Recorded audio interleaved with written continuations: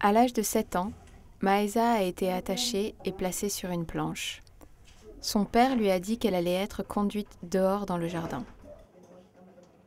Quand l'exciseuse était sur le point de m'exciser, ils m'ont couvert les yeux et m'ont lié les mains jusqu'à ce qu'elles aient terminé. Quand ils m'ont lâché et retiré le bandeau que j'avais sur les yeux, j'ai giflé l'exciseuse au visage. En faisant exciser leur fille, les parents de Maësa ont fait ce qu'ils pensaient devoir être fait. Ils pensaient que l'excision était nécessaire pour garantir le mariage de leur fille et les protéger de la gêne d'être différentes. À cette époque, je n'avais pas entendu parler des dommages causés par l'excision. Je ne souhaitais pas les voir être montrés du doigt et insultés par les autres. Je les ai fait exciser pour leur épargner cette honte. Plus de 70% des 40 millions de femmes adultes en Éthiopie ont été excisées, la grande majorité par des praticiennes traditionnelles. C'est ma belle-mère qui m'a montré comment pratiquer l'excision. J'ai excisé de nombreuses jeunes filles. C'est comme ça que je gagnais ma vie.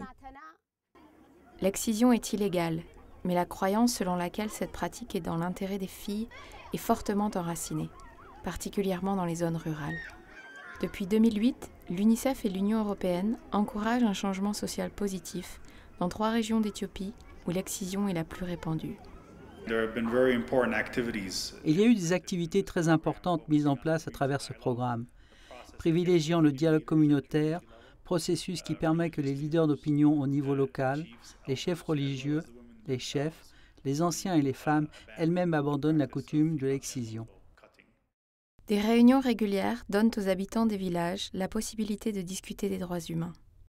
Une fois que les communautés locales atteignent un consensus sur ce qui est le mieux pour chacun, elles organisent une cérémonie d'abandon durant laquelle elles s'engagent publiquement et fermement à mettre fin à l'excision. Cet événement visuellement très fort fait comprendre à chaque membre de la communauté qu'il y a un accord sur de nouvelles règles sociales. L'excision, qui était auparavant attendue, n'est maintenant plus la norme. Tout d'abord, il y a eu des débats sociaux pour former la population. Après avoir appris combien cela était épouvantable et dommageable pour les femmes, j'ai décidé d'arrêter.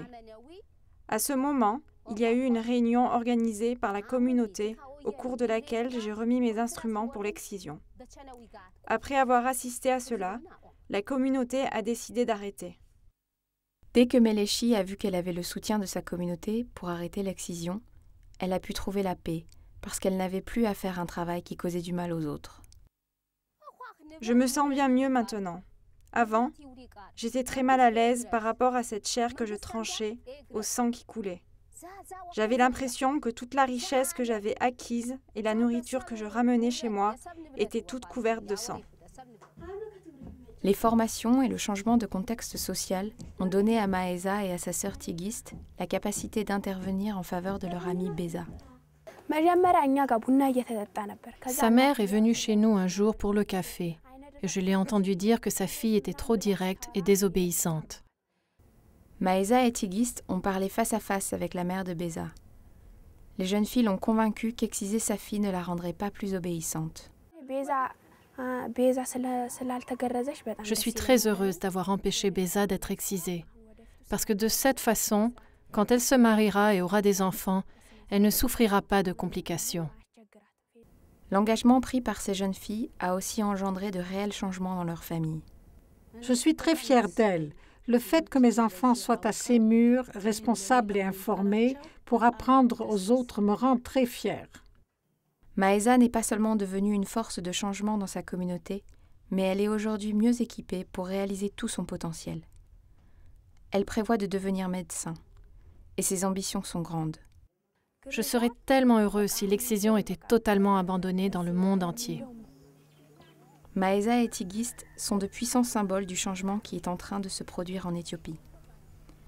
En s'engageant à mettre fin à l'excision d'ici à une génération, l'UNICEF et l'Union européenne garantissent que les outils nécessaires à une transformation durable sont placés directement dans les mains des jeunes et de leur communauté.